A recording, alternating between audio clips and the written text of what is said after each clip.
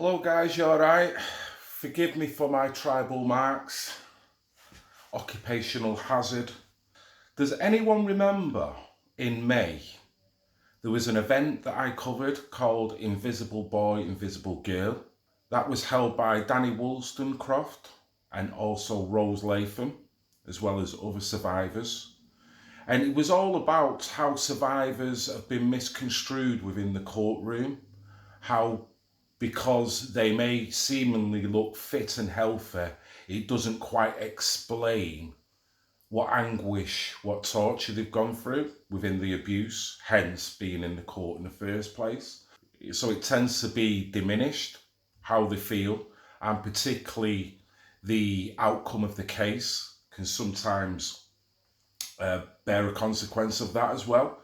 So they opened up this new initiative, Invisible Boy, Invisible Girl, survivors at the time of their abuse, and also pictures of them today.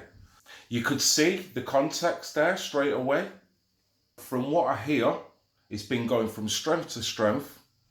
Danny has rung me up just recently and he's mentioned about how now Invisible Boy, Invisible Girl has manifested into another initiative called Empower the Invisible. Empower the Invisible is running along the same lines, but what the aim is to instill hope into survivors. So Danny's come up with this idea. You've got the alphabet, which consists of 26 letters. Each survivor picks a letter, so there's going to be 26 people. Each letter is going to be predominantly talking about a certain angle that they want to talk about that relates to abuse. Not necessarily what has happened to them, but a letter that may correlate to what the overall problem is and why the overall problem gets overlooked. I'm going to show two videos on here. One first by Louise. Now Louise is doing the letter P.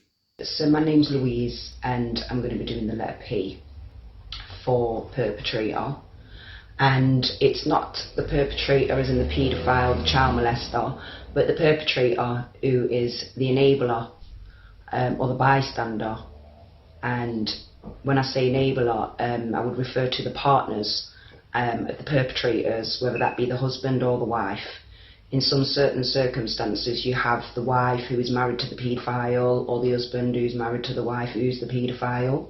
But focusing on personal experiences is the wife that's married to the paedophile and her children are being abused. Her son's in her own home.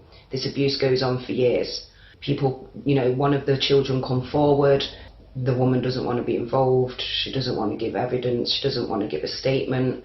Same situation with their niece, doesn't want to give a statement. So, for me, she's assisted an offender in getting away with his offences. They lived under the same roof together as a family unit. She knew what was going off.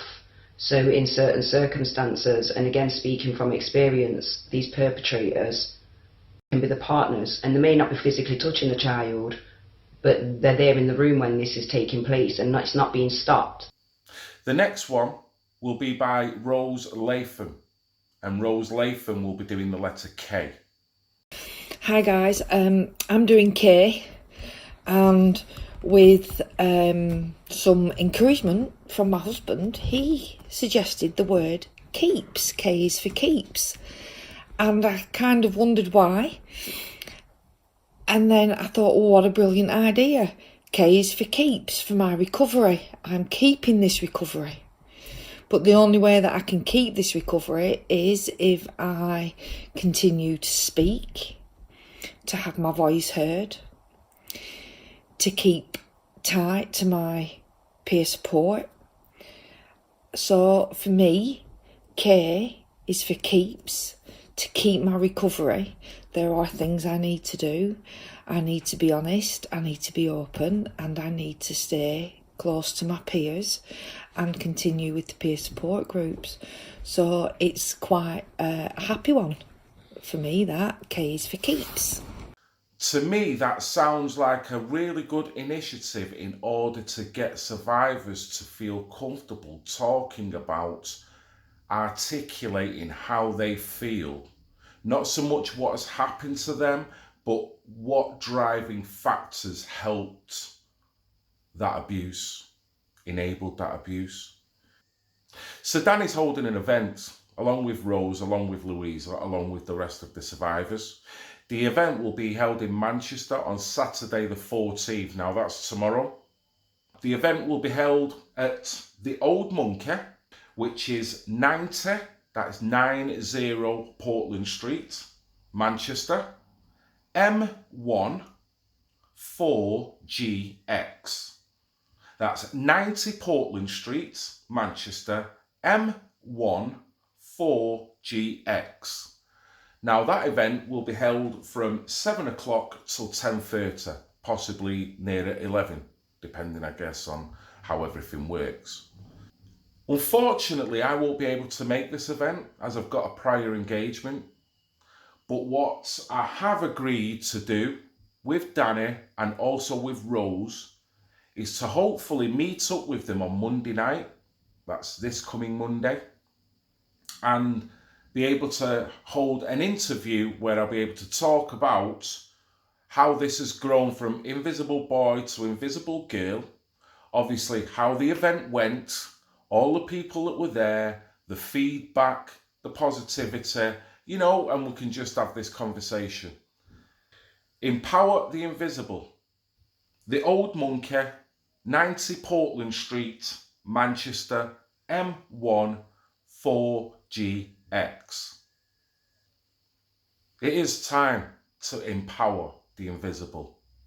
The invisible being survivors that feel they haven't got a voice, that feel that possibly no one is really speaking out for them in the way that they would like,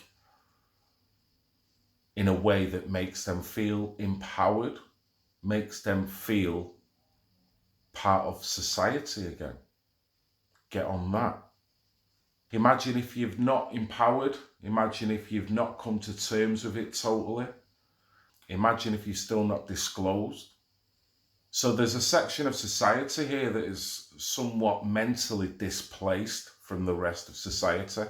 So it's time to empower. So thanks to Danny, thanks to Rose, and thank you to Louise. This is Red Pill Phil. I love you all, even the pissing haters.